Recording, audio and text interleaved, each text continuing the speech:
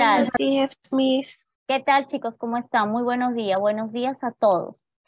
Jóvenes, nosotros sabemos que nos tenemos que poner a corriente, ¿verdad? Con los temas.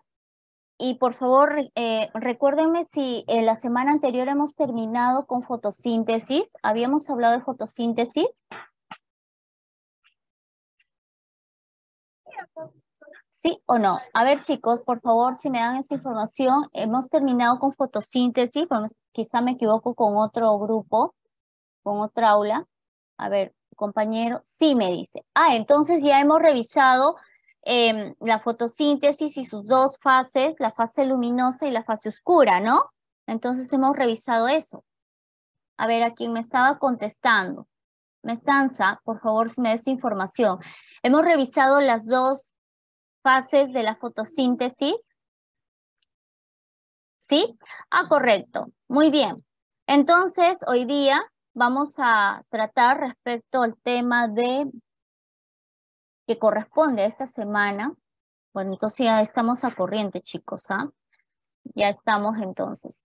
Es sobre organización tisular de los seres vivos. Por favor, me confirman si pueden ver las láminas en sus pantallas. ¿Sí? A ver. Sí. Correcto. Muy bien, chicos.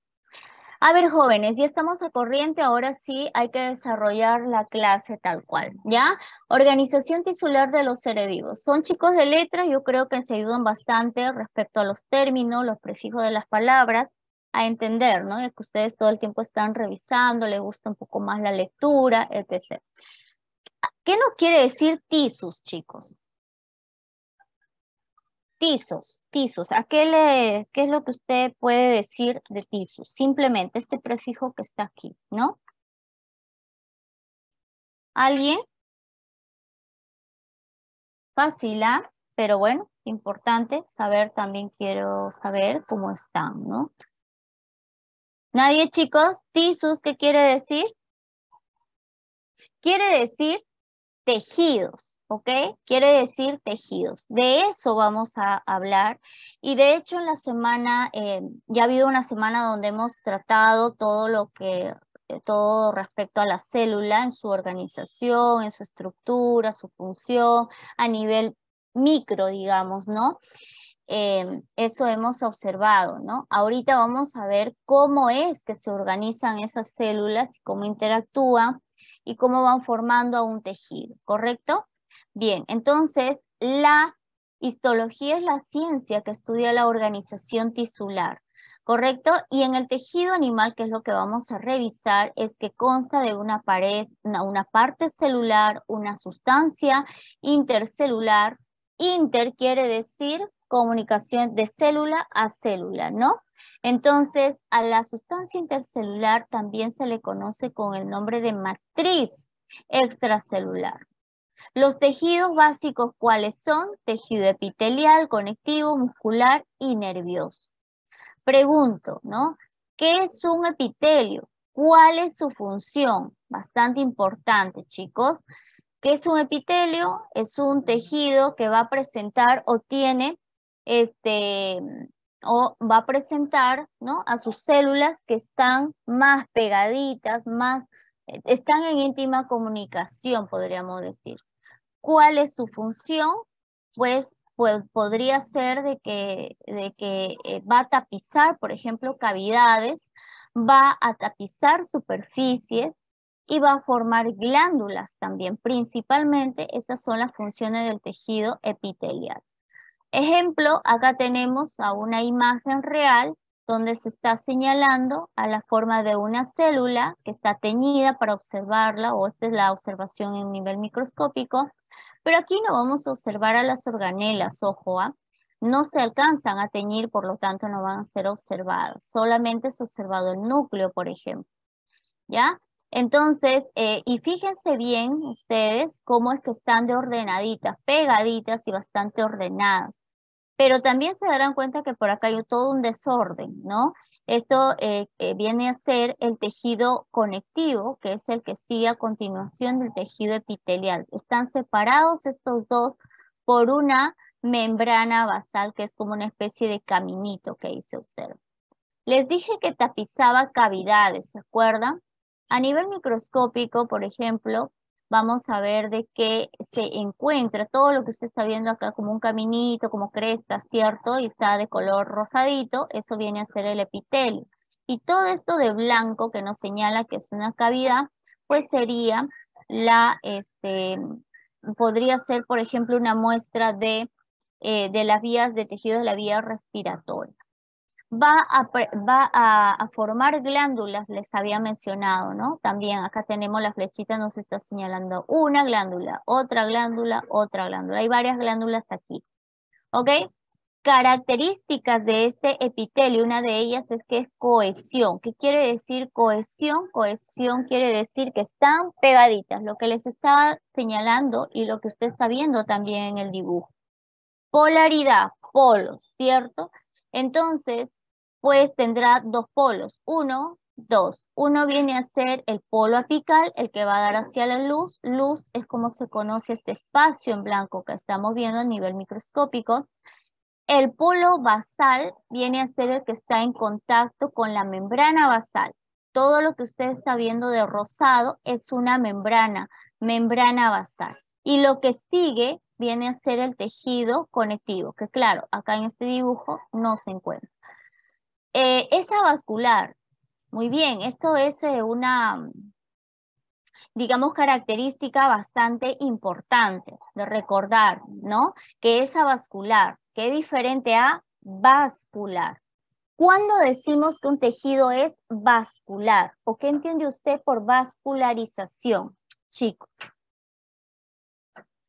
La pregunta es para todos jóvenes, quien entienda ese término nos puede decir, lo puede escribir también.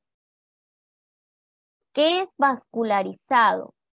De hecho, cuando usted por ahí de pronto revise un artículo, una noticia o algo, vascularizado, un libro, o le pueden hacer esa pregunta, y usted qué contestaría, ¿no? ¿Cuándo decimos que un tejido es vascularizado? ¿O relacionado a qué está? ¿Nadie?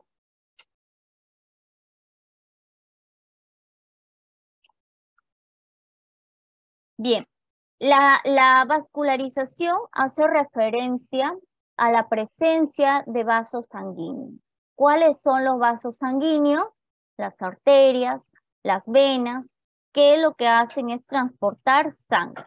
Y mediante el fluido sanguíneo, mediante la sangre, pues sabemos que se va a transportar gases como el oxígeno, como el dióxido de carbono o algunos nutrientes también. ¿Ok?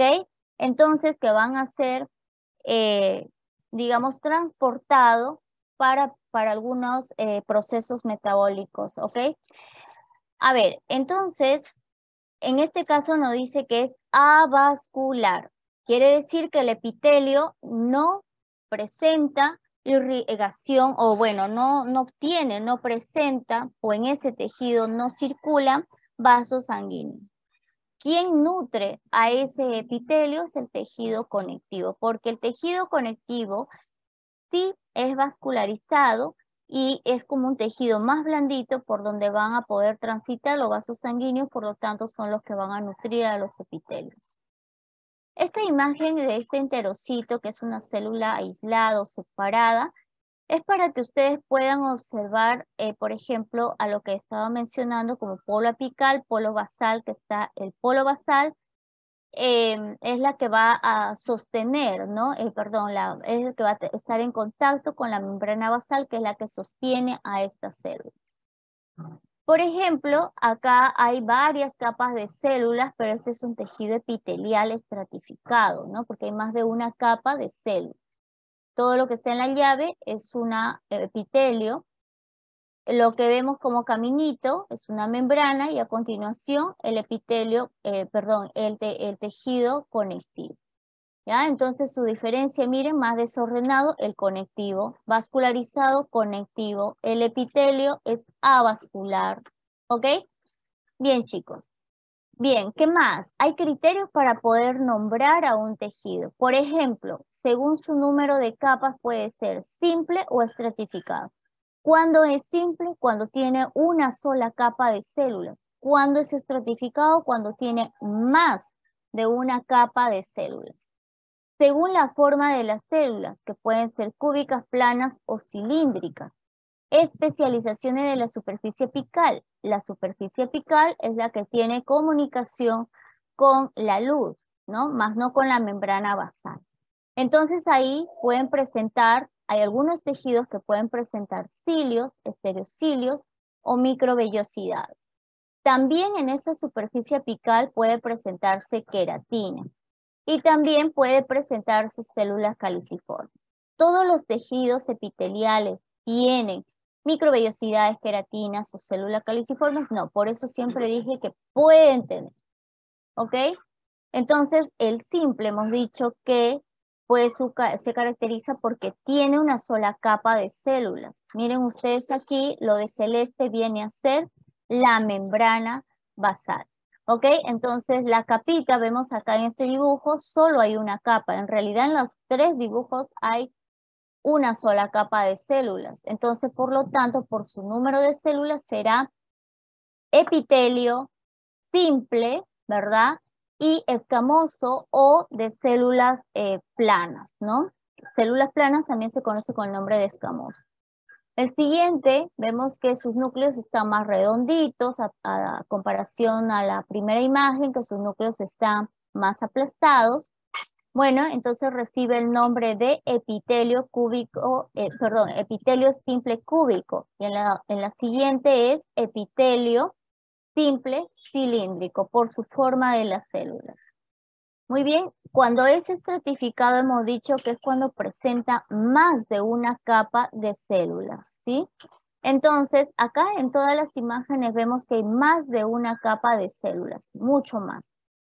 Entonces, estamos viendo aquí que, por ejemplo, se está viendo a esta membrana. Fíjense ustedes la membranita y vemos acá a varias capas. Por lo tanto, ya será estratificado. Pero de acuerdo a la forma de las células, si ustedes se dan cuenta, hay diferentes formas.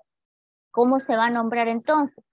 Lo que se considera aquí es a la forma de las células que están más hacia la periferia, más hacia el polo apical. O sea, que está más hacia la superficie, mejor diríamos, ¿no?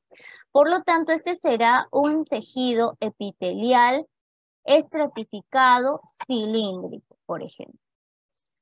Pseudoestratificado. ¿A qué se refiere con pseudoestratificado? Pseudo, que parece, pero en realidad no es. Acá este tejido parece ser un estratificado, pero en realidad es un simple, o sea, tiene una sola capa. ¿Por qué? Porque estas células empiezan siendo muy bien observadas, pero en realidad, y ocupan un espacio, pero en realidad luego se van haciendo cada vez más delgadita, y llegan al polo apical. Entonces aquí solo habrá una sola capa. Entonces por esto es, por ejemplo, pseudoestratificado. Bien, sigo por acá, chicos, las siguientes láminas. Recuerden que les hablé de la microvellosidades, por ejemplo, ahí los tienen ustedes, y que cumplen con unas funciones importantes, ¿no? Como por ejemplo el de desplazar, transportar, movilizar, ¿no? ¿A qué? A diferentes, puede ser a fluidos, entonces puede encontrarse, por ejemplo, estos epitelios en las vías respiratorias, ¿no? Donde se pueden transportar mucosidad, puede ser, por ejemplo. ¿Ya? Puede presentar, dijimos, queratina, puede presentar también células caliciformes, que son esta especie de espacios en blanco que ustedes están observando allí. Entonces, ¿cómo nombramos a un epitelio? Primero irá en este orden, ¿no? Como epitelio, según el número de capas que hemos dicho que puede ser simple o estratificado, por la forma de la célula que puede ser plana, cúbico, cilíndrica, por las especializaciones de la superficie basal, apical, que puede presentar cilios, estereocilios, ¿verdad? O microvellosidades. Si tiene queratina, se agregará también. Y si tiene células caliciformes, también. Otras funciones del epitelio es que son secretores, cumplen con funciones de absorber, transporte, son protectoras, pero también hemos dicho que una de sus funciones es formar glándulas. ¿Qué es una glándula? Una glándula es, digamos, como una especie de bolsita que va a cumplir una función de formar una sustancia o un producto que luego va a tener que liberar. Entonces, habrá o hay una clasificación. Según el producto, ¿ok? De esa glándula pueden ser endocrinas o exocrinas. Pregunto, chicos, ¿endo qué quiere decir? ¿Hacia afuera o hacia adentro? Afuera. Hacia adentro.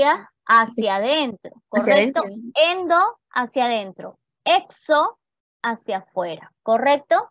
Muy bien. ¿Qué quiere decir, Miss, entonces? Según el destino del producto, según su producto, la sustancia que va a elaborar, es que puede ser de vía endocrina o por exocrina, o sea, hacia adentro o hacia afuera.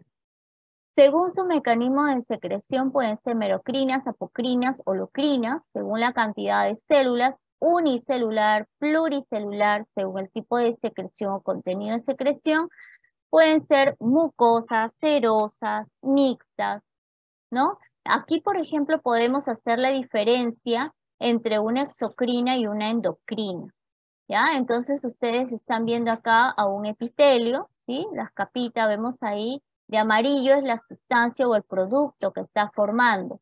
Ese producto que va a ser liberado mediante un conducto que va hacia la luz o va en todo caso hacia afuera, ¿cierto? Entonces, a este conducto también se conoce con el nombre de adenómero. Bien, entonces fácil, exo hacia afuera. Endo, sin embargo, tenemos que también está formada ahí una glándula que está también formando algún producto. En este caso, en este ejemplo, vemos que pueden ser las hormonas, por ejemplo, que luego van a ser liberadas, ¿no? ¿Hacia dónde? Hacia el torrente sanguíneo. Bien, entonces esa es la diferencia, ¿ya? Entre exo y endo.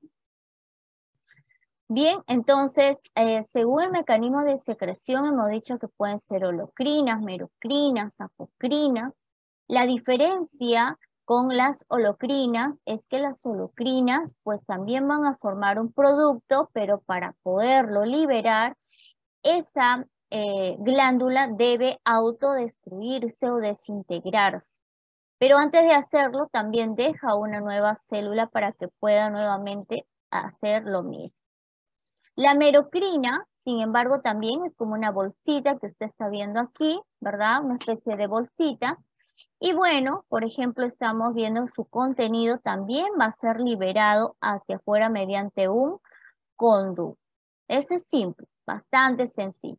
La apocrina va a formar también un contenido, ojo, un producto, pero cuando se libera ese producto va a haber desgarramiento de sus células, ¿no? Es la única forma como pueda liberarse. Entonces, o pellizcamiento, por eso nos dice ahí de una porción de la célula al momento de la secreción.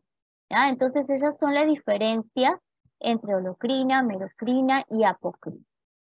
Según su contenido de secreción, como mencioné, puede ser mucosa, que se caracteriza porque tiene sus núcleos desplazados hacia la periferia y están como aplastados también. Las serosas, sin embargo, son, digamos, glándulas que tienen a sus núcleos que están un poco más centrados y la mixta vienen a ser de las dos. Ejemplo, esta es una imagen real donde vemos a sus núcleos que están desplazados, en este caso, ¿sí? Por lo tanto, se refiere a este tipo de secreción, mucosa, ¿verdad? Ahí está. Habíamos mencionado que ese conducto mediante el cual las glándulas van a secretar, ¿verdad? Se conocía con el nombre de adenómero. Y hay una clasificación de acuerdo a la forma de su adenómero. Alveolar, tubular, túbulo alveolar, simplemente relacionada a su forma. La tercera, que es túbulo alveolar, tiene de las dos. ¿Ok? Por eso se ve o bueno, se compara como un hisopo, como un matraz también. Según el número de conductos, también esto puede variar. Puede llegar incluso a estar bastante ramificado, compuesta, tubular compuesta, con bastantes ramificaciones como podemos ver, pero que al final va a haber una sola salida. Tejido conectivo está formado por células y por matriz extracelular. Las células de este tejido son los fibroblastos y los fibrocitos. Y la matriz extracelular está conformada por agua, electrolitos, proteínas estructurales, fibras de colágeno, elastina, fibras reticulares también, por ejemplo. El tejido conectivo se divide en tres, como estamos viendo, tejido embrionario, que nosotros aquí no vamos a profundizar ni lo vamos a ver, esto lo dejamos para la etapa universitaria y los chicos de ciencias. Y el tejido conectivo adulto, sí, que puede ser de dos tipos, lazo y denso.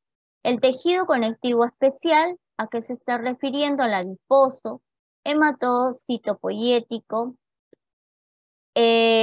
cartilaginoso, óseo y sanguíneo. Muy bien, entonces, características del tejido conectivo del adulto, bueno, en este caso es el que permite a que se desplacen o se inserten los vasos sanguíneos, por lo tanto va a permitir la difusión del oxígeno y nutrientes desde los vasos sanguíneos hasta hacia los tejidos, ¿no?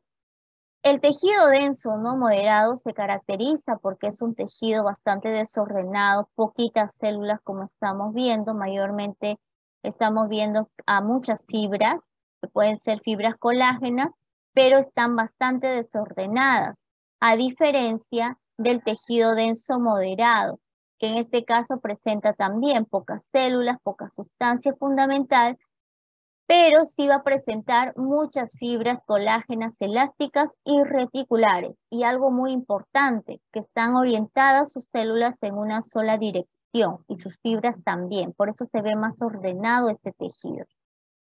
Hay tres tipos de fibras: fibras colágenas, reticulares y elásticas. Las de colágeno son mucho más gruesas que las elásticas, ¿no? Y que sí se pueden ver a través de microscopio con una coloración bastante utilizada, hematoxilina eosina, por ejemplo, pero ahí no se van a poder ver estas fibras reticulares. Para ello hay que hacer otra técnica que nos permite observarlas de color turquesa, que es lo que usted está observando ahí. Bien, ahora vamos con el tejido cartilaginoso. Generalidades sobre el tejido cartilaginoso. Primero podríamos decir sí, que es un tejido especializado y que está formado aquí por las células que se conocen como condrocitos, ¿ok? Y tiene una matriz extracelular especializada. Es un tejido sólido, sí. Contiene mucha agua también. Es un tejido firme, pero también maleable, ¿no? Que puede tener cierta característica de poder moverlo, digamos, ¿no? Es elástico y es distensivo. Su función es que está o se encuentra entre las articulaciones. ¿Para qué? Para evitar que esas articulaciones, esos huesos choquen o rocen entre sí mucho, a pesar de que pueda ocurrir el dolor del paciente, ¿no? Que va a presentar, es porque en este caso va a tener contacto directo, va a rozar y va a empezar a desgastarse, y mucho más fácil también para que puedan incluso hasta quebrarse los huesos, ¿ok? Perdón. Bien, entonces eso vendría a ser, cumplen con la función de ¿qué? De absorber el peso de las articulaciones para evitar su ruptura. Estos son los condrocitos, por ejemplo, lo que usted está viendo que están de blanquito como especie de burbuja. Y todo lo de morado viene a ser la matriz extracelular. Ese cartílago se va a encontrar también, por ejemplo, entre las vértebras, formando la columna vertebral, ¿no? Que se conocen como discos intervertebrales.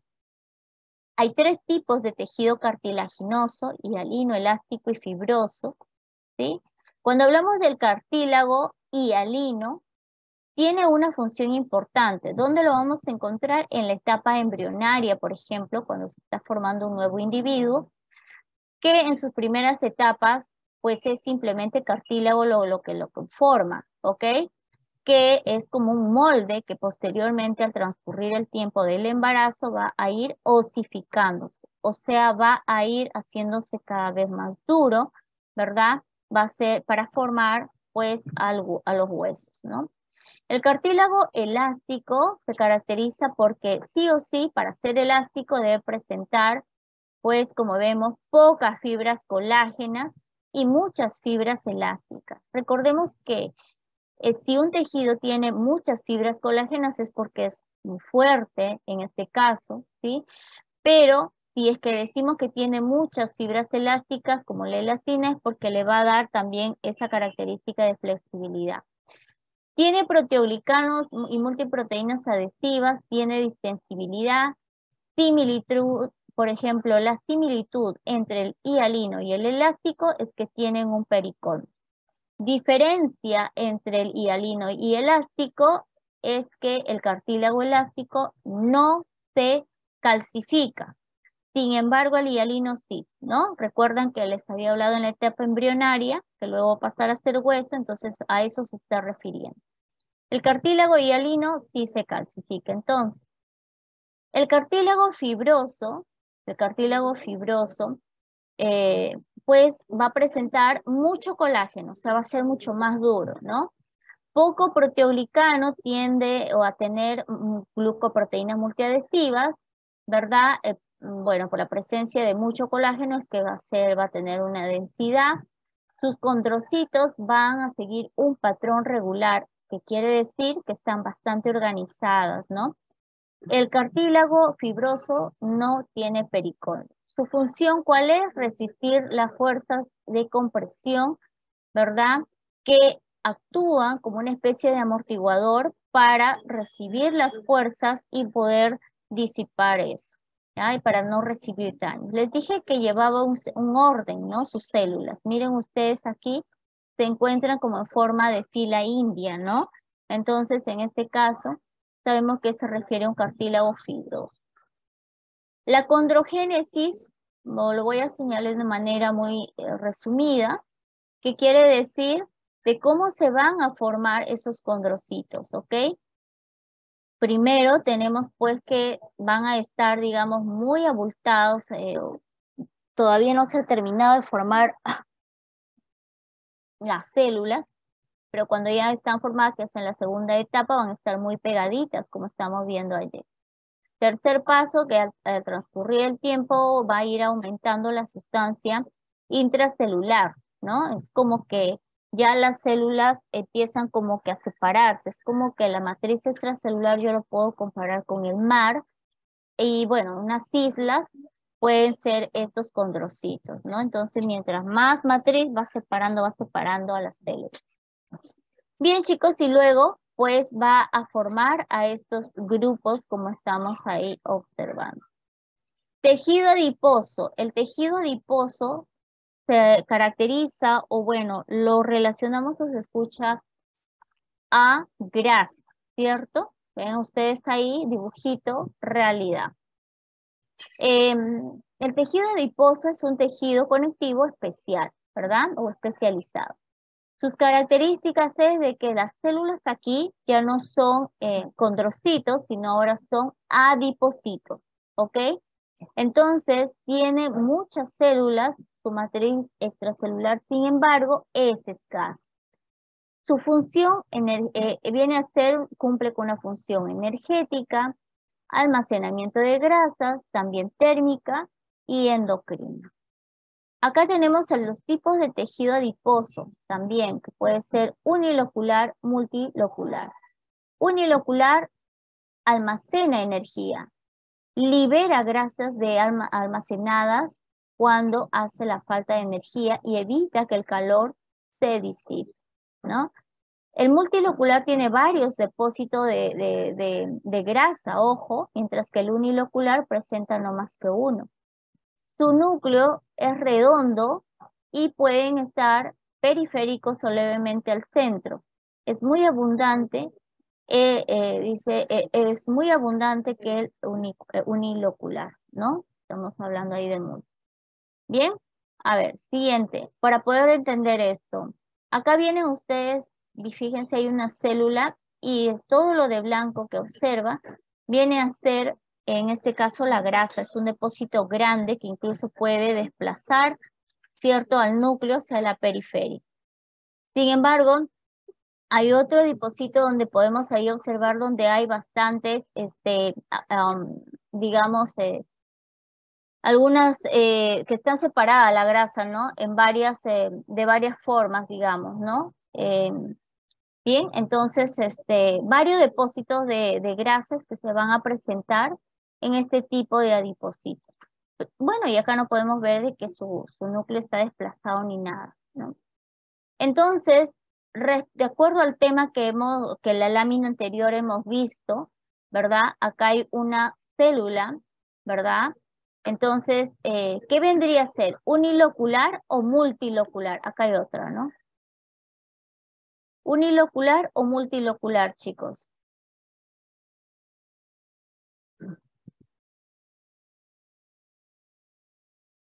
Unilocular tiene varios depósitos de grasa. Multilocular. Unilocular tiene solamente un depósito de grasa. Lo que estamos viendo en la imagen, donde solo hay un núcleo y está desplazado hacia la periferia, ¿qué es? ¿Mucosa o serosa? Perdón, es en este caso unilocular o multilocular. Disculpen ahí. ¿Uni o multi? ¿Nadie? Uni. Uni, ¿cierto? Uni. Muy bien, chicos, porque tiene solamente un depósito de grasa. Si tuviera más de uno, pues parecido a lo que estamos viendo aquí, entonces sería multilocular. Vamos ahora con el tejido óseo, ¿sí? Respecto al tejido óseo, podemos decir de que es un tejido óseo conectivo especializado. Su matriz extracelular se encuentra mineralizada y las células se encuentran conectadas entre sí. La célula ósea es la ostiona. Y cuidado con equivocarse con ostiolo, que no tiene nada que ver aquí. Ostiona, pues es esa unidad ósea que en este caso va a tener en su centro, como vemos, a unos famosos conducto o canalículo de Hab. Canal de Hab, conducto de Hab, ¿ok? Entonces, por aquí van a transitar vasos sanguíneos, ¿ok? Así como usted está viendo, van a transitar, ¿sí? Entonces, para nutrir precisamente a ese tejido. Pero también va a presentar algunos canalículos, algunos canalículos, ¿no? Entre los núcleos vemos ahí, ¿no? Los osteocitos, que son también células, ¿no? Y bueno, lo demás que vienen a ser láminas óseas, todo lo que estamos viendo. Muy bien, el tejido óseo está clasificado en células y matriz extracelular. Sus células son células osteoprogenitoras, por ejemplo, son las células iniciales, osteoblastos, osteoclastos y células de revestimiento. La matriz extracelular, ¿sí? La matriz extracelular está formada por, es mineralizada ¿por quién? Por el colágeno tipo 1, tipo 4 y otras proteínas. Respecto a la clasificación de los huesos, en este caso ya vamos a verlo esto mucho en la siguiente sesión, que vamos a hablar ya de sistema óseo, en donde vamos a ver que estamos pues con el hueso compacto, hueso esponjoso, ¿no? Huesos largos, cortos, todo lo que usted está viendo ahí. Bueno, y ya de por qué es bueno señalar también que la parte interna de un hueso es de esta forma, tiene como una especie de trabéculas, orificios muy seguidos, ¿no? Esto se conoce con el nombre de hueso esponjoso y lo que está cubriendo por fuera, que es mucho más resistente y es más liso, viene a ser el hueso uno es el compacto y el otro es el esponjoso. El compacto es lo que está más en contacto hacia afuera. Y en la parte muy interna de los huesos se encuentra la médula ósea. ¿Qué más, chicos? Acá tenemos, por ejemplo, tenemos aquí a una ostiona, ¿sí? Entonces, esas ostionas Perdón, claro, acá tenemos una ostiona, pero recordemos a su conducto, ¿no? Al conducto de Haber, ¿no? Que está orientado en sentido vertical. Pero ¿quién interconecta o quién intercomunica, pues, digamos, a estos vasos sanguíneos digamos, que pasan por ese conducto de Haber? Pues viene a ser los canales, ¿verdad? De Volkmann, ¿no? Que están en sentido transversal, ¿no? Como podemos ahí observar. Las funciones de la sangre, chicos, ¿ya? ¿Cuáles vienen a ser? Vamos a ver del tejido sanguíneo, ¿no? Transporte de gases, inmunidad, ¿sí? Hemostasia a través de las plaquetas, por ejemplo, nutrición celular también, mediante la sangre que se va a transportar muchos nutrientes, algunos oxígenos, algunos gases también, como el oxígeno. Regulación hormonal, las hormonas transitan también por la torrente sanguínea. Regulación térmica van a facilitar, en este caso al individuo, ¿verdad? En tener en equilibrio, ¿verdad? La temperatura, ¿no? Mantenimiento del equilibrio ácido-base se refiere al pH, ¿ok? Bien, la sangre está formada ¿por qué? Por células y plasma sanguíneo, ¿correcto? En este caso, las células tenemos ahí a los leucocitos y a las plaquetas. Ya, en el caso de los leucocitos, tenemos ahí a los linfocitos, monocitos, neutrófilos, eosinófilos, basófilos también, por ejemplo. Y en el plasma sanguíneo tenemos al agua, proteínas, electrolitos, sustancias nitrogenadas, a los gases como el dióxido de carbono, el oxígeno, los nutrientes, ¿no? Que podría ser la glucosa, por ejemplo, también a las hormonas. Bueno, yo pienso que algunos de ustedes alguna vez en su vida les han tomado muestra de sangre, ¿no? Que en este caso lo hacen los especialistas y que luego esa sangre pasa pues por un equipo de centrífuga y es donde vamos a tener este resultado de separación, ¿no? En donde vemos que en la base de este tubo, por ejemplo, se va a encontrar lo que se conoce con el nombre de elementos formes. Aquí van a haber presencia de leucocitos y plaquetas, perdón, eritrocitos también. Y luego vamos a tener a una pequeña capa, ¿ok? Muy delgadita, que viene a ser la capa leucocitaria, ¿sí? Ahí van a estar los leucocitos. Y bueno, el sobrenadante que vemos viene a ser el plasma, que ocupa el 55% de la composición de la sangre. Y fíjese, el 45% lo van a conformar las células, casi está mitad, ¿verdad? Bien, entonces eso es lo que principalmente deben conocer, jóvenes, ¿no? Y bueno, la diferencia es pues entre un plasma y el suero, ¿cierto?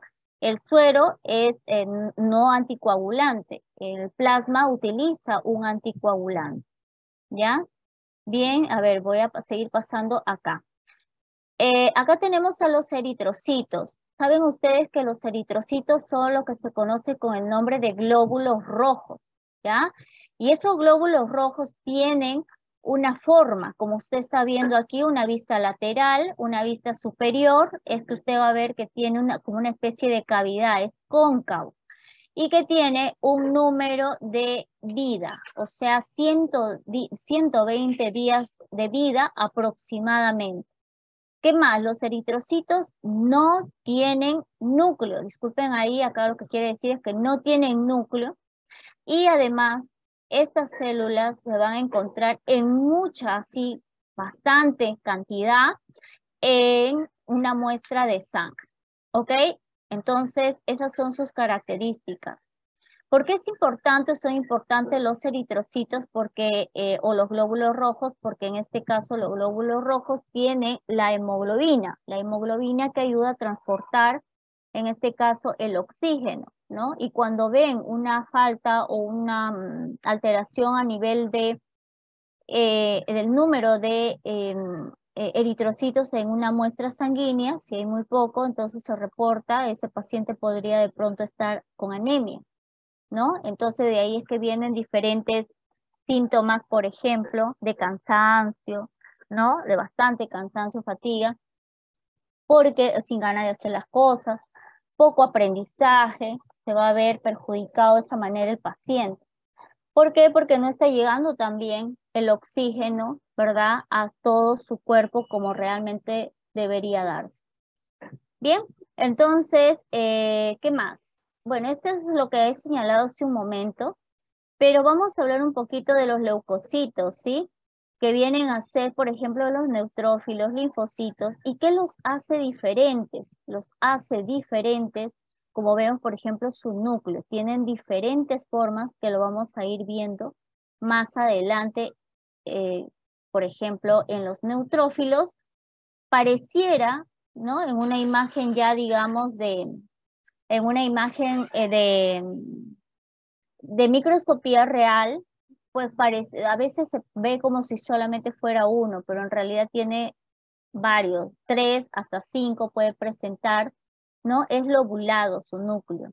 En el linfocito presenta un solo núcleo y es muy grande, como están observando, ¿no? Y las plaquetas que son de las más chiquititas tienen esa forma como estrelladitas.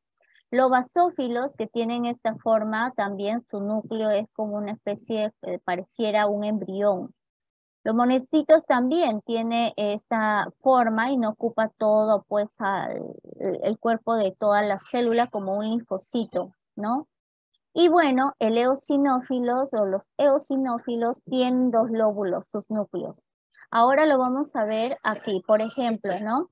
Los neutrófilos, que saben ustedes que tiene una característica o una función que hemos dicho que es de la fagocitosis. ¿Qué es fagocitosis? Eliminar, destruir, ¿no? Por ejemplo, alguna sustancia, alguna bacteria, bueno, va a cumplir un rol importante en protegernos, lo cual viene a colaborar, diríamos, pues, en este caso, nos va a dar inmunidad, ¿ok? Entonces acá vemos como 3 lóbulos, bueno, acá también, ¿no? Bueno, no se ve, no se diferencia también, pero chicos, en el dibujo sí, ¿no? Entonces ahí tenemos, por ejemplo, al neutrófilo, ahora que viene el basófilo, que como les dije, pues era digamos, como pareciera con bastantes puntitos, ¿no? Pero en realidad, pues son de las células que únicamente se van a presentar en mayor cantidad en el nivel de la sangre cuando pues una persona esté pasando por una etapa inflamatoria, una enfermedad infecciosa, etc. Los eosinófilos, fíjense, tienen 2 lóbulos. Acá sí se aprecia mucho mejor, vean ustedes, ¿no? Los monocitos, como les dije, tienen esa forma de herradura, como lo está observando. Y los linfocitos tienen esa forma con su núcleo bastante grande, como lo está también eh, acá observando, ¿no? Con la flechita roja. Casi ocupa todo el cuerpo de la célula. Las plaquetas, sin embargo, las plaquetas, como les dije, eran mucho más chiquititas, son, miren, comparadas con los glóbulos rojos o los eritrocitos, son chiquititas, ¿no? Entonces tenemos ahí a las plaquetas que son pequeñitas y se conocen con el nombre de glóbulos blancos, ¿no? Y tiene una función importante que en este caso se va a dar, por ejemplo, o van rápidamente a funcionar cuando haya una lesión o algún daño, ¿no? A un vaso sanguíneo. Entonces, cuando hay un daño, de inmediato, el vaso sanguíneo lo que tiende a hacer es contraerse, más no cerrarse, sino ligeramente contraerse. De inmediato llegan las plaquetas para formar el tampón plaquetario y luego formar el coágulo de fibrina. Esta es una lámina que resume, chicos, a toda la clase, donde vemos acá los glóbulos rojos, vemos acá los blancos, que son las plaquetas, y a todas las células como los linfocitos, monocitos, neutrófilos, ¿sí? A los eosinófilos también, ¿no? Bueno, voy a continuar y son imágenes para que puedan ver. Bueno, acá hay otras características de la sangre que, por ejemplo, difiere en cuanto a su color. Miren ustedes, la arterial es un rojo más brillante, Las venas vienen a ser, la sangre es un poco más oscura, más granate. ¿Y por qué la diferencia de estos colores? Porque pues la sangre que está más roja brillante es porque presenta o es una sangre oxigenada. Sin embargo, ya en la venosa recordemos que ella trae o las venas traen toda la sangre, ¿no? Que ya, perdón, traen a los componentes, por ejemplo, al dióxido de carbono, que es lo que ya vamos a eliminar. La viscosidad y lo tiene también el pH que oscila entre 7.3 y 7.4, ¿no? Es un pH alcalino.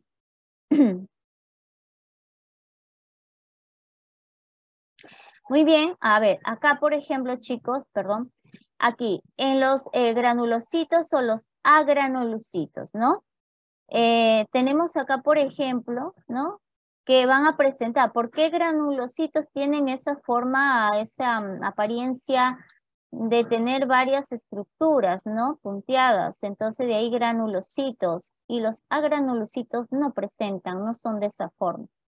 Tipo de los granulocitos, eosinófilos, basófilos o neutrófilos, los agranulocitos son monocitos y linfocitos. En el tejido muscular, vamos a encontrar a las células que se conocen con el nombre de miocitos y se dividen en músculo cardíaco, músculo liso, músculo esquelético, que aquí, por ejemplo, el músculo, vamos a encontrar el músculo cardíaco, que es el que va a tapizar o que el que va a formar las capas de, de los músculos, más bien se refiere a los músculos del corazón. Y tiene un control involuntario, ¿ok? O sea, nosotros no tenemos dominio en este tejido, ¿no? Disculpen chicos por acá, a veces me interrumpen, está haciendo un ruido, no sé, ya. Muy bien, entonces no tenemos acá nosotros influencia para poder de pronto manejarlo, ¿no? Entonces el corazón empieza a latir desde el momento que se ha formado en su etapa embrionaria hasta los últimos días de vida de una persona, hasta el último día, ¿no? Entonces, luego tenemos el tejido muscular esquelético, ¿verdad? Que tiene un control voluntario. Ahí sí nosotros podemos levantar el brazo, podemos ponerlo en flexión también, ¿no? En este caso, a eso se referencia el control voluntario. A diferencia del tejido muscular liso, que en este caso viene a ser de control involuntario y es el que vamos a encontrar formando, por ejemplo, el intestino delgado, el intestino grueso, por ejemplo, donde se van a realizar movimientos peristálticos para el traslado de los nutrientes, de los alimentos, ¿no? Es involuntario esos movimientos. Entonces nosotros no tenemos también ahí, digamos, no podemos mandar sobre ello. Tejido nervioso. Vamos con el tejido nervioso. Tenemos aquí a la sustancia intercelular, que es todo lo que rodea la célula, o de célula en célula, ¿no? Tejidos neuronales, perdón, va a estar conformado por células neuronales y ahí vamos a encontrar a las neuronas y a las neuroglias, que no es lo mismo, ¿sí? Entonces, una neurona está formada por un cuerpo, algo que se conoce como soma también, por cierto, ¿ok? Y pues luego tenemos acá el axón, que es como esa especie de cola, que está formado por vainas de mielina, que son, digamos, como unas estructuras que terminan, luego se separan, luego se forman nuevamente, ¿no? Esas son las fundas de mielina. La última parte que vemos acá, como unas ramificaciones que tienen botones en la parte más superficial, recibe el nombre de telodendrón. ¿Qué más es interesante de conocer? De que en el soma de una neurona vamos a encontrar a todas las organelas que hemos visto ya en su momento. Entonces esto vendría a ser como una especie de cerebro de toda la neurona, ¿no? Entonces se va a presentar retículo endoplasmático, liso, aparato de Golgi, va a ser el núcleo que sabemos que tiene una estructura, es una estructura membranosa. Después hay unas proyecciones que salen, fíjense ustedes, salen, ¿no? ¿no? Entonces, como una ramificación. Entonces, esas ramificaciones se conocen con el nombre de dendritas. Les hablé de las vainas de mielina. A las vainas de mielina se le conoce también como las células de Schwann. ¿Ok? Y bueno, pues en este caso, recordar también que entre un botón sináptico del telodendrón, ¿ok? Y de una neurona y una dendrita, que es otro botón, tiene como esas, digamos, estructura redondeada, ¿no? Por eso lo de botón. Entonces va a tener comunicación con otra neurona. Manda, ordena, ¿no? Da información ante un estímulo, por ejemplo. ¿Mediante qué? Mediante la liberación de algunas neurotransmisores, por ejemplo, ¿no? En este cuadrito se está resumiendo, por ejemplo, los tipos de neuroglias, ¿no? Entonces, en el sistema nervioso central vamos a tener ahí a las células ependimarias, también a los oligodendrocitos, que como vemos van a estar sostenidos al axón de la mitocondria. Los astrocitos que tienen esta forma estrellada, como pueden ver, y bueno, la microglia, ¿no? Que en este caso son células muy pequeñas también de forma estrellada y que cumplen una función importante como protegernos o darnos inmunidad. El sistema nervioso periférico, ahí vamos a encontrar a las células satélite, a las células de Schwann. ¿Ya? Ay, me asustó. Espérense un ratito, chicos. Ya. A ver, tenemos por acá características, ¿ok? De las neuroglias. Neuronas es una cosa, neuroglias es otra, jóvenes, no confundir. Respecto a las neuroglias, por ejemplo, tenemos que ellas sí se pueden reproducir, cosa que no ocurre en la célula, en las neuronas. Las neuronas, neurona que perdemos, neurona que ya no se va a recuperar más. Sin embargo, las neuroglias sí. Las neuroglias no se generan, no producen, no generan, no conducen y no transmiten impulsos nerviosos. Sin embargo, las neuronas sí generan, sí conducen y sí transmiten impulsos nerviosos. ¿Ok? Se dividen en qué? En macroglias y microglias. En las macroglias tenemos a los astrocitos, oligodendrocitos y a las células ependimales. Dibujito, acá lo tenemos, ¿no? El astrocito está como que conectado allí, tiene contacto con un vaso sanguíneo. ¿Por qué? Porque esta célula cumple con la función de transporte de nutrientes, de gases también como el oxígeno o un nutriente como la glucosa, por ejemplo, ¿no? Y también va a formar una barrera hematoencefálica. Cuando hablamos, por ejemplo, de las células ependimarias, pues lo que van a hacer es formar el líquido cefalorraquídeo y también tapiza el ventrículo del cerebro. Acá en la microglia, fíjense ustedes, son unas células pequeñitas de forma estrellada, del núcleo centrado, que en este caso cumplen con la función de fagocitosis, eliminación de sustancias o moléculas o algunos microorganismos, pudieran ser también algún patógeno, ¿verdad? Por eso es que es fagocitosis, va a eliminar. Muy bien, y bueno, pues del sistema periférico dijimos que los oligodendrocitos pues forman vaina de mielina, digamos que están ahí sostenidos a esas vainas que podemos ahí observar. Muy bien, chicos, ¿cuánto tiempo? Muy bien. Vamos a ir desarrollando la transferencia, ¿sí? ¿Hasta aquí alguna pregunta, chicos? ¿Algo de pronto no ha quedado tan claro? No, profesora. ¿Todo está por ahí claro? Entonces, chicos, no hemos desarrollado la transferencia de biotransformación de energía. Quisiera, por favor, que ustedes, si la tienen ya en su plataforma, la pudieron bajar. Voy a compartir la transferencia también por acá para que se pueda ver. ¿Ya? A ver, un ratito.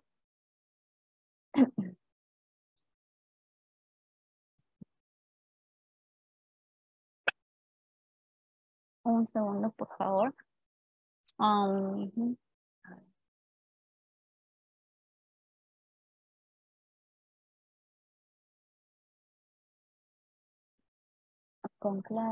acá. Esta transferencia es de la semana 4, de la semana pasada, ¿no? Chicos, no hemos desarrollado la transferencia de la semana 4, ¿verdad? Es decir, en clase. Creo que aquí nos habíamos quedado. A ver.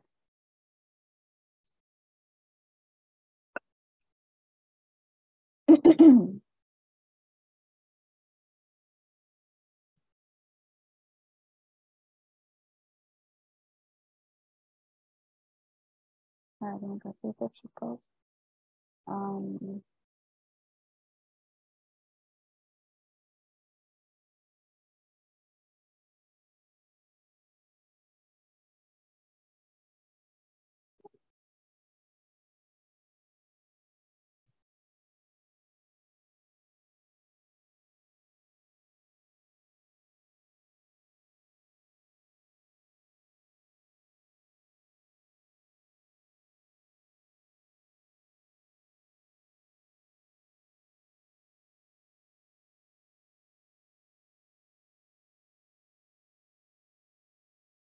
Ok,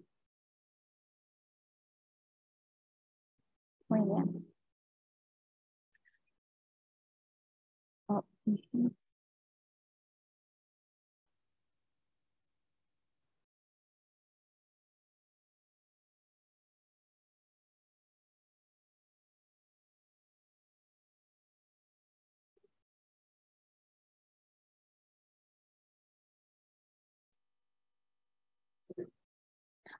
A ver, entonces acá, jóvenes,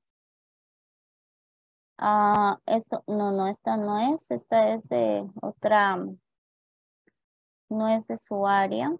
Permítanme.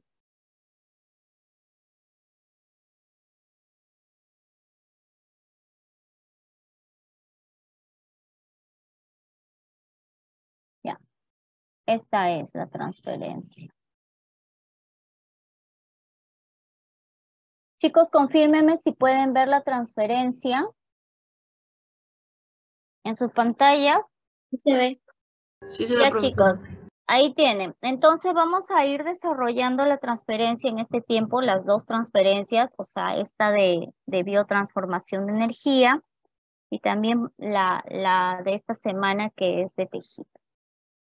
A ver, un ratito. Bueno, primera pregunta, ¿no? A ver, ¿cuál sería en este caso la respuesta a esta pregunta que dice, en referencia a las principales moléculas macroenergéticas tenemos, ¿cuáles serían? Moléculas que tienen energía o como yo les estaba diciendo, ¿no? Son moléculas energéticas o paquetes de energía. ¿Cuál sería, chicos? A ver, preguntemos, ¿no? ¿El ATP es una molécula energética? ¿Sí o no, chicos? Adenosina trifosfato, ¿no? Pero la pregunta aquí nos dice, señale la respuesta correcta en los sitios. En referencia a las principales moléculas energéticas tenemos, ¿no? Flavina, adenina, dinucleótido, sí es, ¿no?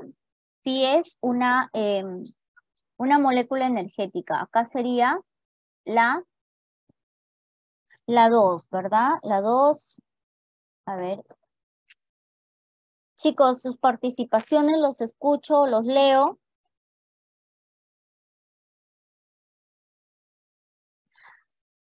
Es esta la respuesta, ¿ok? Adenosina trifosfato sí es. En este caso, la 3, que viene a ser uridina trifosfato también. La 4, citidina trifosfato también, guanosina trifosfato también. Entonces, acá sería la respuesta la 1, 3 y 4. Ah, pero no dicen no son ciertas. no son ciertas. Si no son ciertas, entonces sería la falsa, que en este caso sería la 2, ¿no? La B. Siguiente nos dice mecanismos que se encargan de la construcción de materia orgánica compleja a partir de sustancias sencillas, conllevando a gasto de energía que es el ATP. ¿A qué se está refiriendo ahí? Mecanismo que se encarga de la construcción de materia orgánica compleja a partir de sustancias sencillas, ¿no? Conllevando un gasto de energía. ¿Se refiere a qué? ¿A catabolismo o anabolismo? ¿Se acuerdan de Ana y Cata que le decía? Anabolismo. Anabolismo, ¿sí? Anabolismo de sencillo a complejo. Catabolismo de complejo a sencillo. Anabolismo, para que no se olviden, por ejemplo, podríamos compararlo con, creo que sí le dije en su momento, con una pared, ¿no? De ladrillos. Los ladrillos son la materia, digamos, orgánica sencilla, sí, son sustancias sencillas. La pared sería lo más complejo. Y catabolismo sería de la pared a los ladrillos, ¿sí? Entonces aquí la clave es la D, anabolismo. Con respecto a la fase luminosa de la fotosíntesis, se puede identificar los eventos. A ver, la 3, chicos. ¿Cuál sería? Con respecto a la fase luminosa de la fotosíntesis, se pueden identificar los eventos. Fase luminosa. Pregunto, de fases, ¿cuántas fases dijimos que tenía la fase luminosa, chicos? ¿Alguien recuerda? 3. 4, ¿ok? Y en la fase oscura tenía 3, ¿ya? Muy bien. Chicos, tienen que decirlo sin ningún problema porque yo sé que esto ya no se olvida, ¿no? Entonces, la fotoexcitación, sí es. Muy bien, sí es. La reacción del doctor Hill también. ¿Se acuerdan que les dije, hablamos de la ruptura o de la molécula de agua, que es la fotólisis del agua, y esa fotólisis del agua se conoce con el nombre de la reacción del doctor Hill. Entonces, en este caso, también es, ¿no? La 2. ¿Qué más? Ya la fotoexcitación, la reacción del doctor Hill, y bueno, nos falta, a ver, la fotofosforilación, también, la fotofosforilación. Va 1, 3, por eso D. ya, muy bien, ¿no? La regeneración de RBP, ribulosa bifosfato, no ocurre. Esto ocurre ¿en dónde? En la fase oscura. Carboxilación no tiene nada que ver aquí. Entonces la clave es dada aquí, ¿ya? Con respecto a la estructura donde se realiza la fase luminosa de la fotosíntesis está fácil, chicos. ¿Dónde dijimos que ocurre la fase luminosa de la fotosíntesis? ¿En dónde será, chicos? A ver, en las crestas mitocondriales, lamelas, tilacoide, matriz mitocondrial o estroma. A ver, claves. D me dice su compañera, matriz mitocondrial. La E me dice el estroma. A ver, ¿alguien más? Quiero la participación de alguien más. Casa me dice correcto. Casa, ¿ya? Tilacoide. A ver, aquí para aclararlo, ¿ya? Para que por favor no se olviden. La fase luminosa ocurre en el tilacoide. En la membrana del tilacoide, ahí ocurre la fase luminosa. ¿Correcto? ¿Se acuerdan de esas estructuras aplanadas cuando veíamos el cloroplasto? ¿No? Como discos que tiene, ya, esas vienen a ser los tilacoides, ahí ocurre la fase luminosa. El estroma está por fuera del tilacoide, pero ¿qué va a ocurrir en el estroma? Va a ocurrir la fase oscura, ¿ya? Entonces aquí nos pregunta por la fase luminosa, entonces sería en el tilacoide. Son moléculas que constituyen productos de la fase luminosa. ¿Se acuerdan que les decía? Hay productos en la fase luminosa y también en la fase oscura. ¿Cuáles son esos productos de la fase luminosa? A ver, chicos, los leo. las escucho.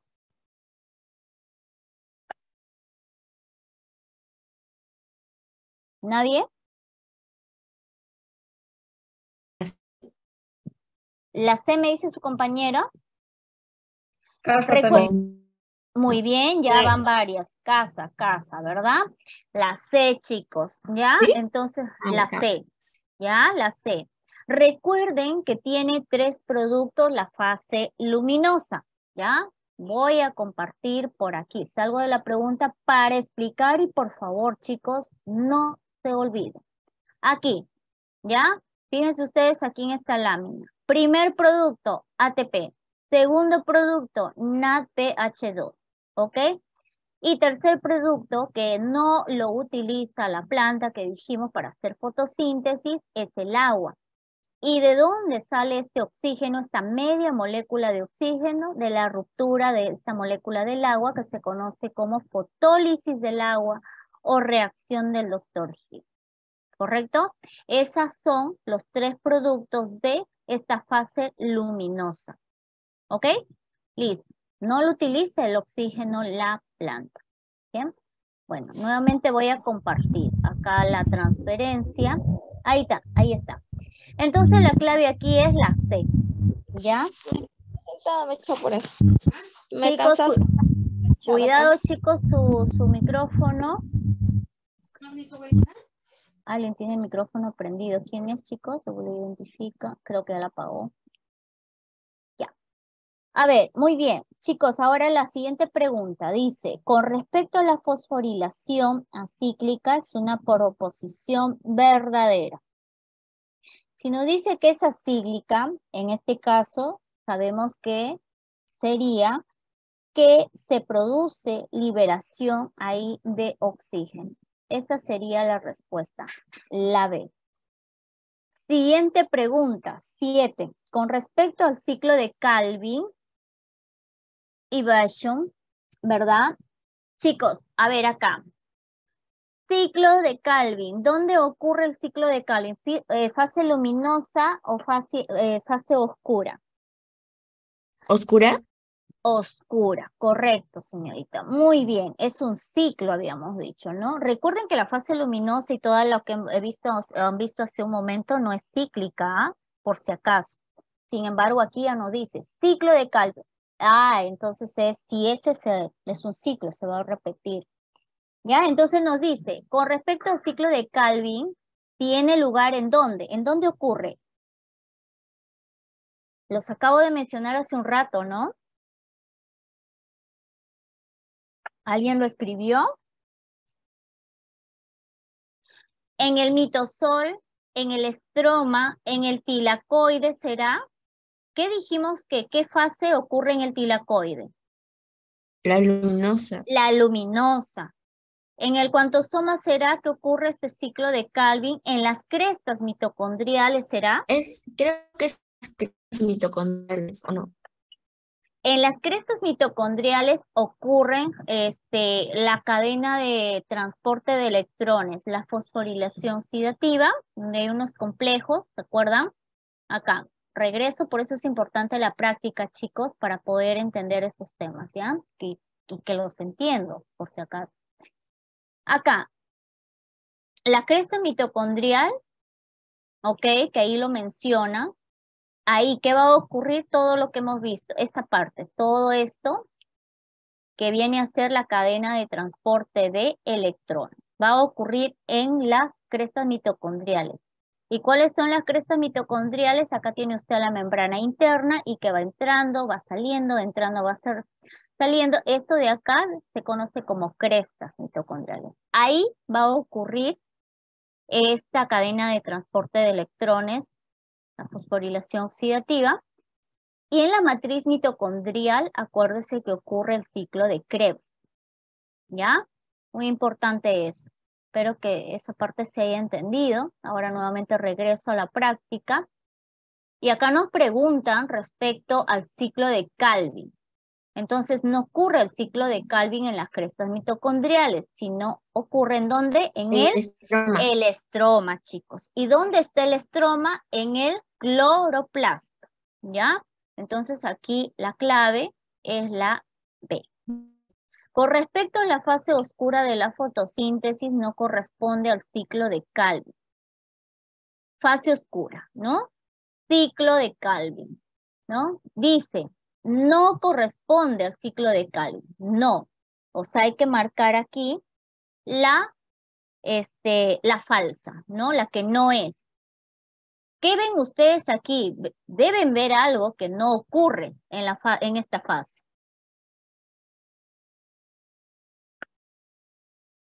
Recordemos al ciclo de Calvin, ¿ya? Vamos al ciclo de Calvin. ¿Dónde está el ciclo de Calvin? Vámonos al ciclo de Calvin.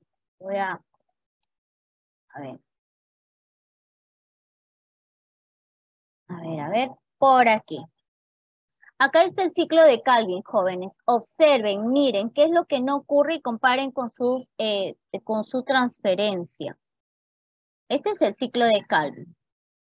Hay una pregunta, la pregunta nos dice, a ver, síntesis de la PGAL, sí, ¿qué es PGAL? Es una molécula, ¿cierto? Es una molécula. Perdón, chicos, a ver otra vez acá, no puedo, a ver, no puedo verlo acá.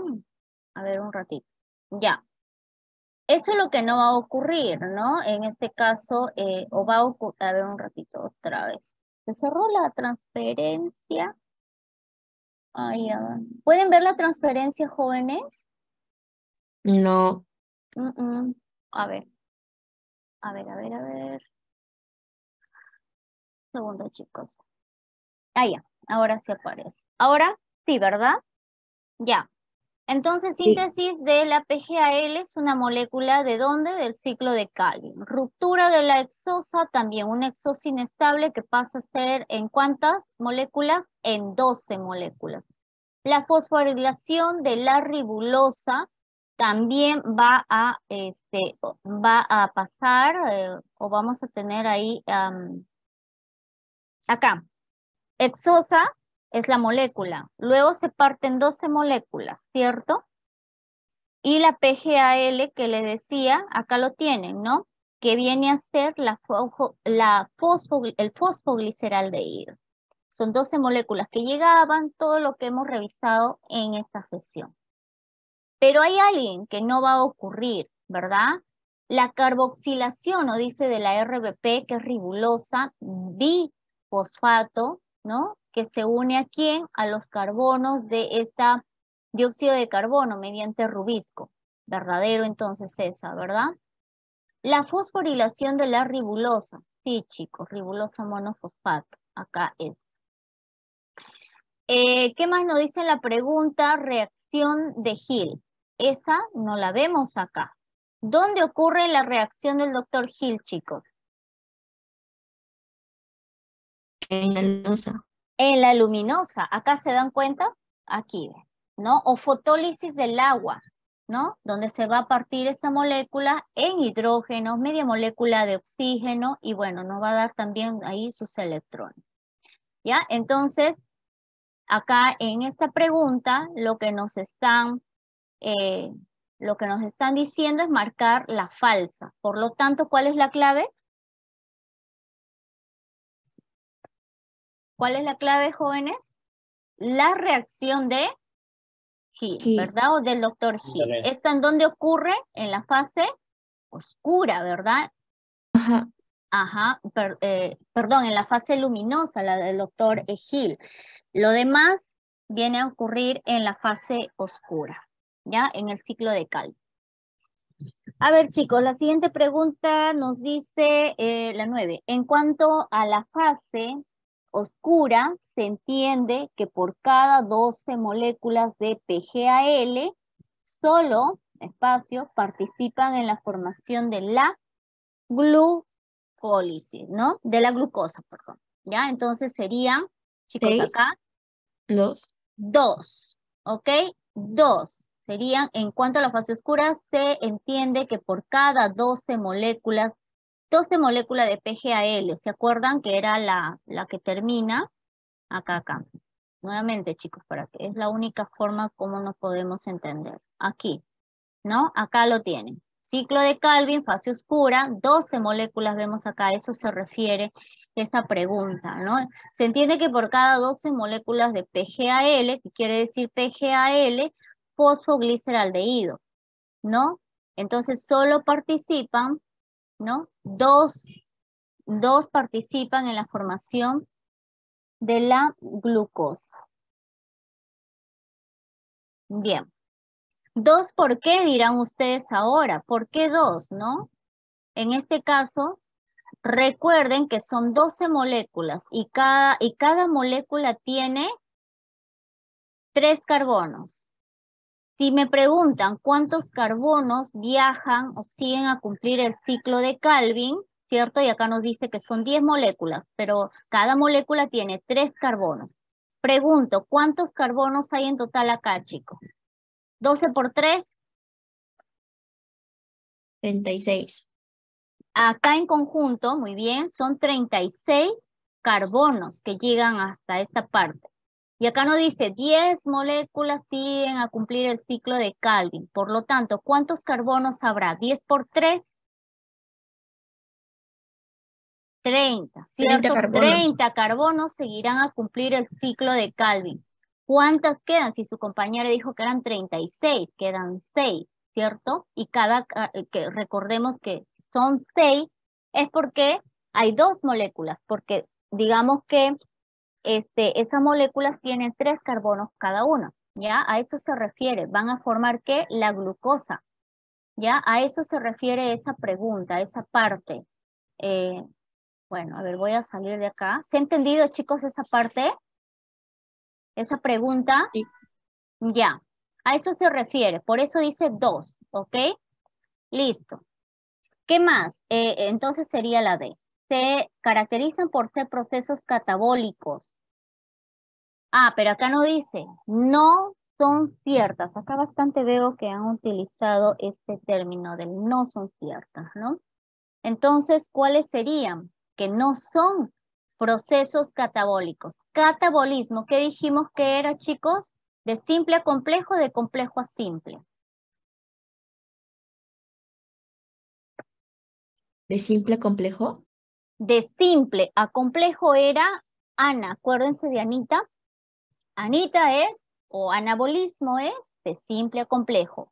Cata es de complejo a simple, ¿correcto? Pero acá nos dice no son ciertas, ¿correcto? Entonces se está refiriendo, ¿ok?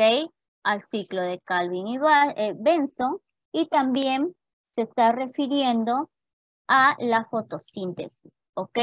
En este caso tienen esa característica. 2 y 3 es la clave. Con respecto a la glucólisis, ya eso lo hemos visto, es la primera ruta metabólica. No forman parte de sus reacciones químicas. ¿Cuáles serían? La glucólisis tiene o pasa a una isomeración, sí. Ruptura aldólica, o sea, se refiere a la enzima aldolasa, sí. Deshidrata, también. Descarboxila, no. ¿En dónde ocurre esto? De romper ese enlace de sus grupos carboxílicos en el ciclo de Krebs. Deshidrogenación, sí, porque bastante rompen los enlaces también de los hidrógenos, ¿no? Y se lleva esa energía en la glucólisis, ¿no? Entonces aquí nos dice, no forman parte de sus reacciones químicas, ¿correcto? Sería la descarboxilación, la D. Siguiente pregunta nos dice, la producción bruta de ATP que se forman por cada molécula de glucosa durante la glucólisis es. Acá estamos hablando ya de cuánta energía, entonces serían en este caso 4 ATPs. ¿Ok? La producción bruta de ATP que se forma por cada molécula de glucosa durante la glucólisis vienen a ser 4 ATPs. Con respecto a la glucólisis, ¿cuál es la primera enzima en actuar? A ver, chicos, eso está fácil. ¿Cuál es? ¿Alguien recuerda? Bueno, a ver, voy a compartir la imagen nuevamente, ¿no? De la glucólisis. A. La A, me dice su compañera, será una fosfofructoquinasa, aldolasa, hexoquinasa o hexocinasa también, ¿no? Como se pronuncia, fosfoenolpiruvato o la enolasa. ¿Casa? A ver, voy a... Casa me dice su compañera, chicos, así es. Es la hexoquinasa, ¿ya chicos? Es la hexoquinasa. Por favor, no olviden esta imagen que voy a compartir. Todo esto es la glucólisis, ¿no? Entonces me están preguntando por el nombre de la enzima. Una cosa es decir el nombre de la enzima, otra cosa es mencionar a las moléculas, ¿sí? Entonces, una molécula en donde va a trabajar esta enzima y el resultado de ese trabajo, o sea, el producto, ¿cuál es? A eso se refiere. Glucosa, esta es la primera reacción. Glucosa es la molécula, ¿verdad? La primera enzima de la primera reacción es hexoquinasa. Ella hace todo un trabajo que ya lo hemos visto en su primera, en la clase anterior, que finalmente va a dar como producto una glucosa 6-fosfato, lo que estamos ahí observando, ¿sí? Otra enzima, por ejemplo, de la segunda reacción sería la fosfoglucosa isomerasa, ¿no? Entonces aquí la alternativa, ¿cuál viene a ser entonces, chicos? En esta pregunta, respecto a la glucólisis, la primera enzima es La C. la C, hexoquinasa, chicos. Bien. Con respecto a la formación de gliceraldehído, miren ustedes, gliceraldehído, dihidroxiacetona también se produce directamente en el fraccionamiento de ¿qué? Ajá, acá nos pide el nombre, ¿verdad?, de esa molécula. ¿A partir de qué es que tenemos aquí estos resultados? Con respecto a la formación de gliceraldehído y dihidroxiacetona.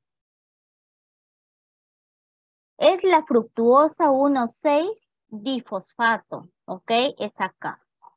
¿Dónde lo vamos a encontrar? También aquí, ¿no? Acá lo vamos a encontrar. A ver, denme un segundo, vamos a ir pasándole el toque. Aquí, ¿no? Dijimos que era la fructuosa 1,6, perdón, acá. Acá. La fructuosa 1,6-difosfato, ¿no? Difosfato. Bien. Aquí, por ejemplo, ¿no? Ahí está. Dihidroxiacetona, ¿sí? Es una molécula y la otra es gliceraldehído, ¿no?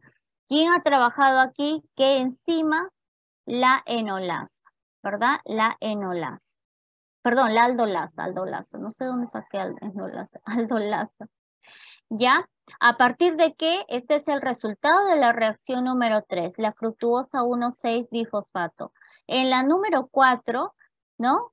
Viene la aldolasa y trabaja en esta fructuosa 1,6-fosfato y la parte en dos moléculas, ¿no? Una que va a ser, ¿sí? Una que va a ser una dihidroxiacetona fosfato y un gliceraldehído 3-fosfato. Muy bien. Entonces, acá nos pregunta, con respecto a la formación del gliceraldehído y dihidroxiacetona, se produce directamente por el fraccionamiento de ¿qué molécula? ¿Cuál sería?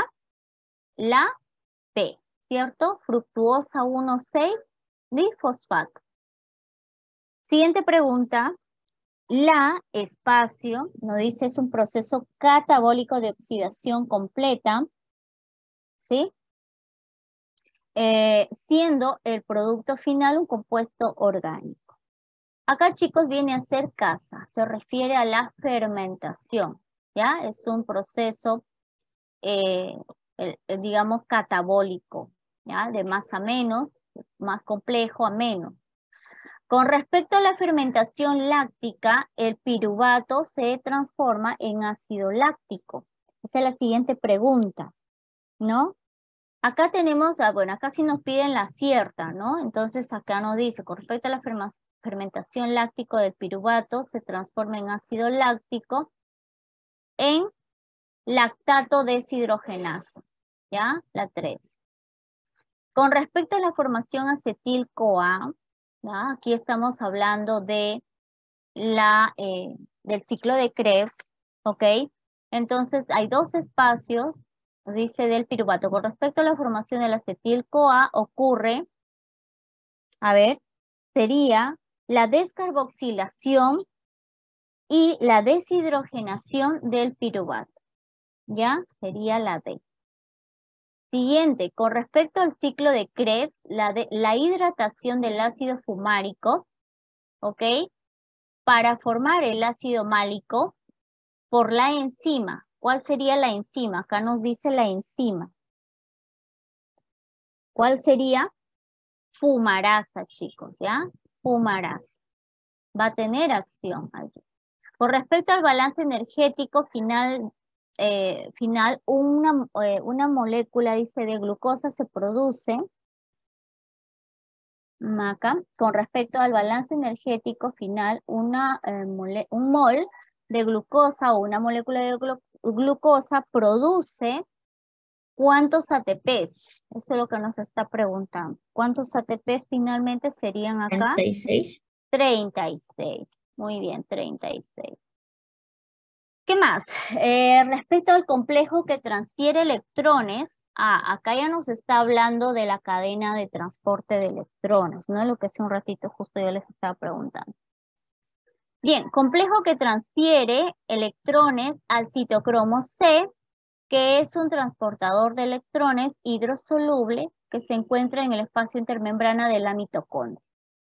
¿Cuál sería el complejo 3, chicos? ¿Ya? El complejo 3. De esta manera, jóvenes, entonces terminamos con la explicación de esta transferencia.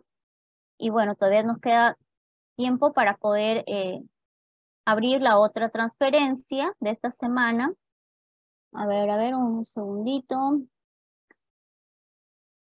La semana 5, ¿no? Acá. Vamos a abrir esta transferencia. Ratito,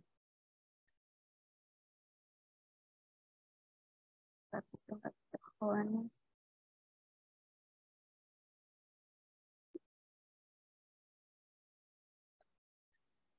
Estas transferencias, ojo, que ya están también en su plataforma virtual. Ustedes ya han tenido acceso desde hace buen rato también, ¿ya?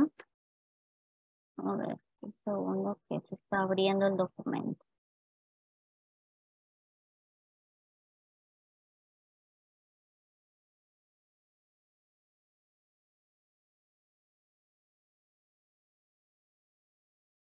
Un segundo.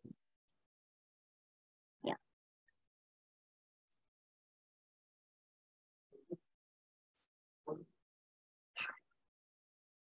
Bien.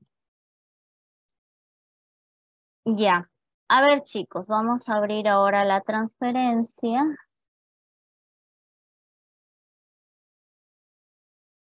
Acá. ¿Tiene la respuesta correcta? Sí, esta es. Esta es la transferencia. Organización tisular. A ver, vamos desarrollando hasta que termine la clase, ¿ok? Listo. La primera pregunta, a ver, chicos, ¿cuál sería su respuesta a esa pregunta?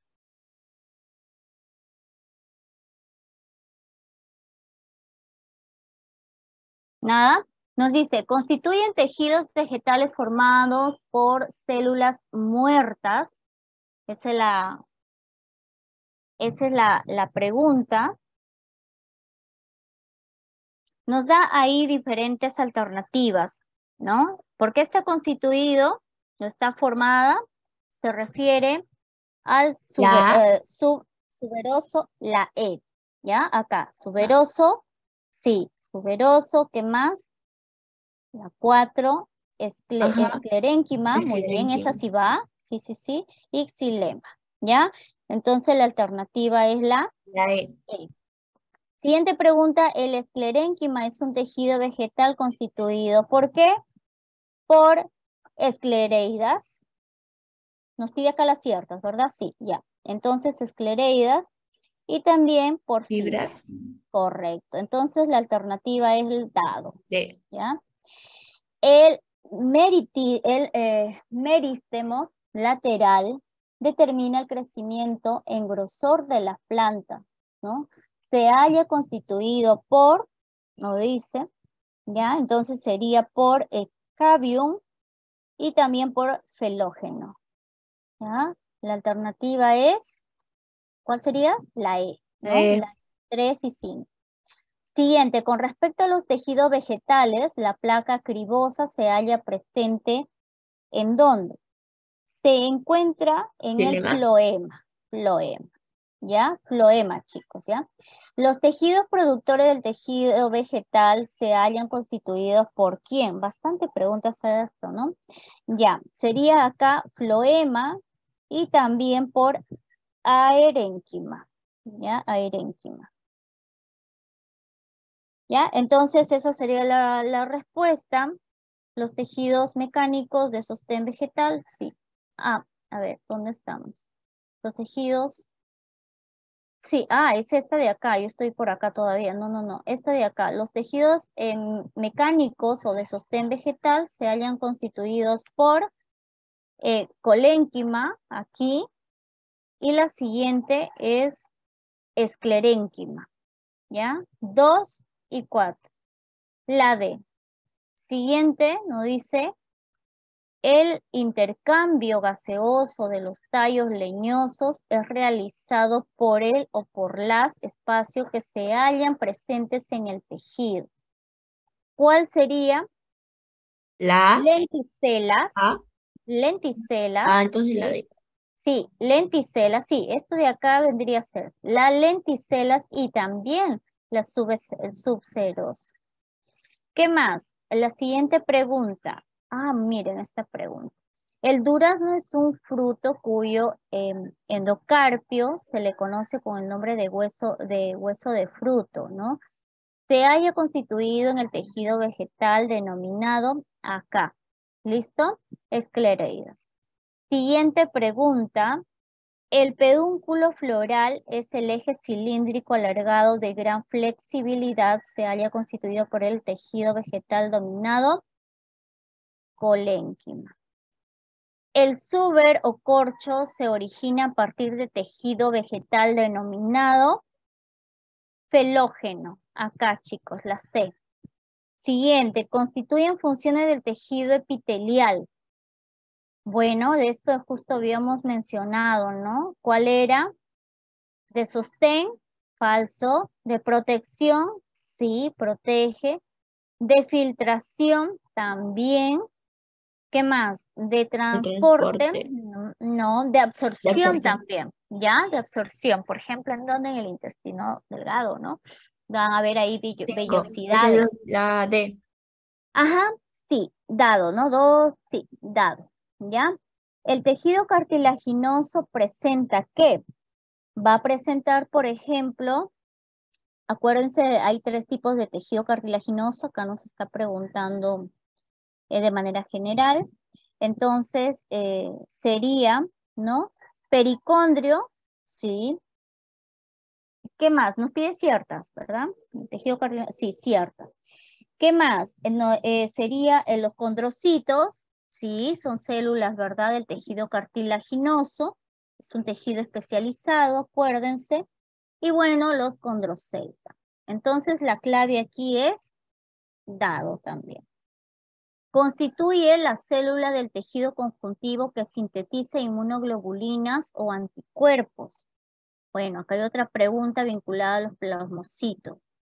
A la mitocondria presente en el citoplasma del miocito estriado se le conoce con el nombre de sarcosoma. Sí, el tejido óseo, en el tejido óseo, los canalículos calcóferos, ¿ok? Los canalículos permítanme, calcóferos permiten la comunicación entre ¿quiénes?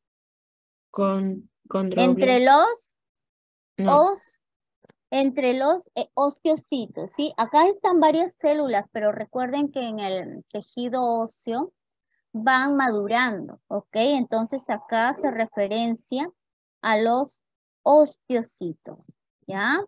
La célula blanca de la médula espinal presenta fibras nerviosas mielínicas sintetizadas por la glía denominada, bueno chicos, esto de acá mayormente lo revisamos en sistema nervioso, ya ahí se va a hablar un poco más al respecto, pero aquí se está refiriendo, jóvenes, a los oligodendrocitos, que también, bueno, hace un momento en tejido nervioso les había mencionado, ¿no? Esos oligodendrocitos que están ahí en el sistema periférico, ¿verdad? No central, sistema nervioso central, sino más bien el sistema nervioso periférico, en donde esos oligodendrocitos tienen la característica de estar como pegadas a la vainas de mielina del axón, ¿no?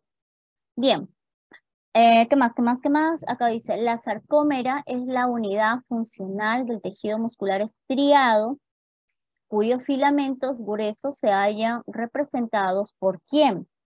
Por la miosina, ¿no? Entonces acá nos recuerda ya miomúsculos, estamos hablando ahí de esos tipos de tejidos.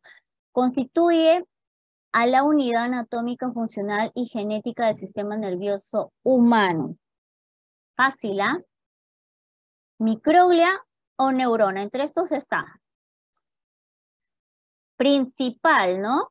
Aquí, chicos, a la neurona, ¿ya?